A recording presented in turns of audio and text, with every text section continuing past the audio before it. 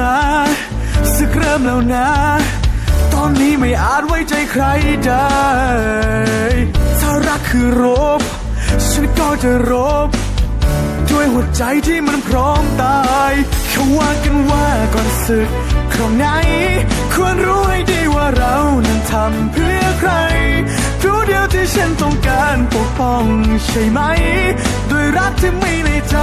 ฉันพร้อมจะสู้ต่อไปชูสวรรค์ที่มาพร้อมลูกสองสู้จนกว่าจะได้ใช่ฉันไม่แค่อะไรแม้สู้สวรรค์จะลืม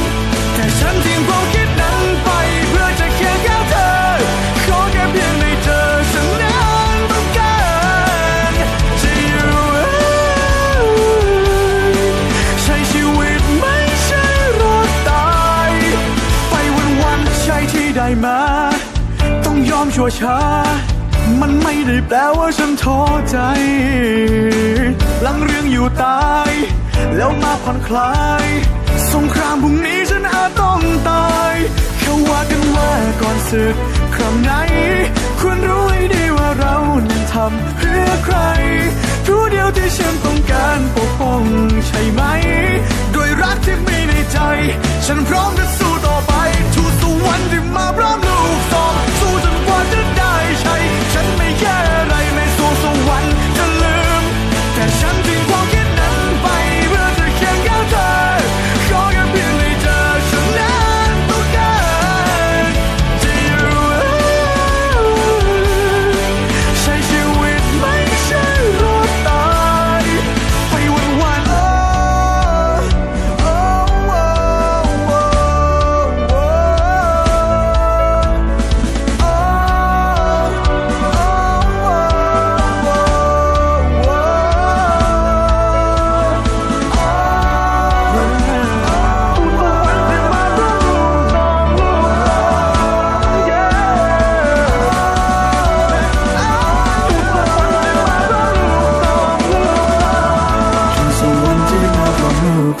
สู้จนกว่าจะได้ใช่ฉันไม่แค่อะไรแม้สู้สวรรค์จะลืม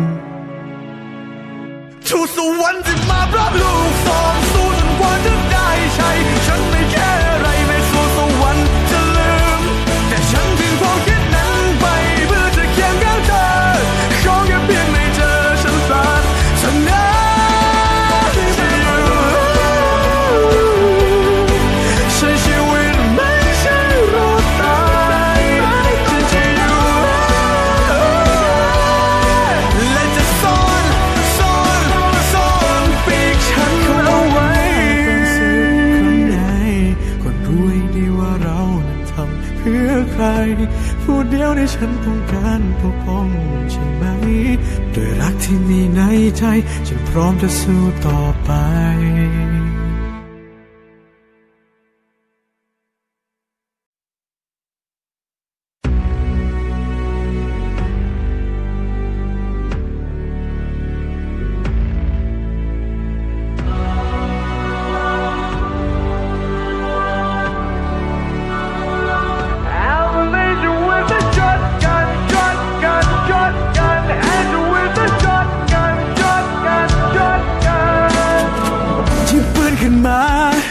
สึกเริ่มแล้วนะ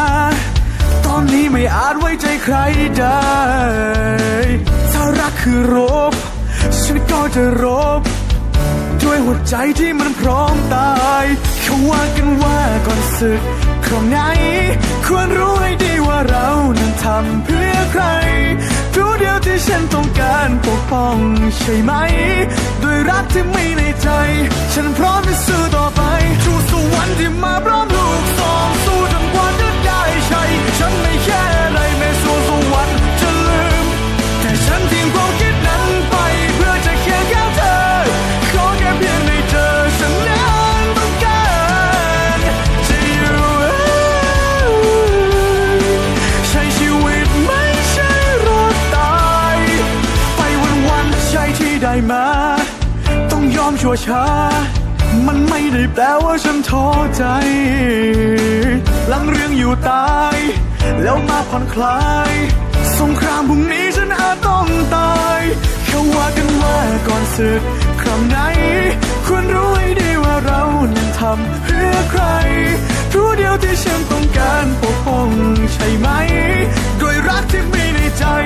ฉันพร้อมจะสู้ต่อไปทูตสวรรค์ที่มาพร้อมลูกซองสู้จนกว่าจะได้ใช้ฉันไม่แค่อะไรในสวงสวรรค์จะลืมแต่ฉันทิ้งความคิดนั้นไปเพื่อจะเคียงข้างเธอขอแค่เพียงได้เจอฉันนั้นต้องการจะอยู่ใช้ชีวิตไม่ใช่รอดตายไปวันๆ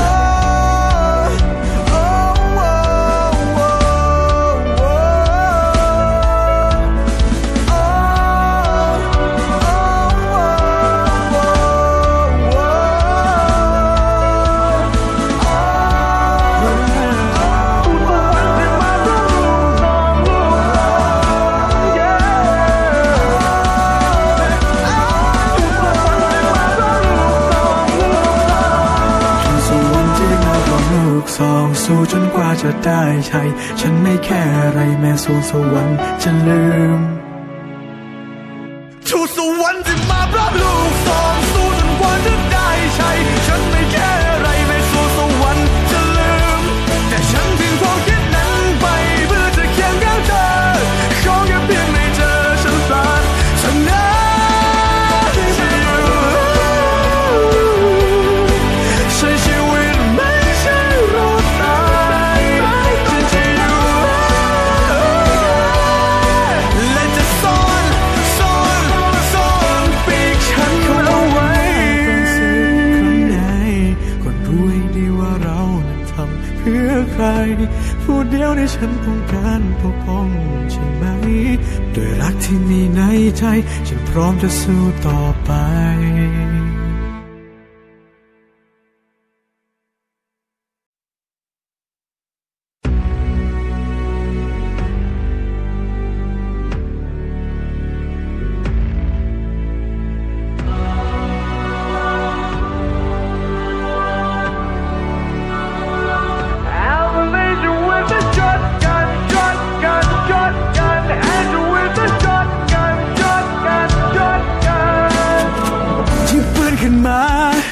สึกเริ่มแล้วนะ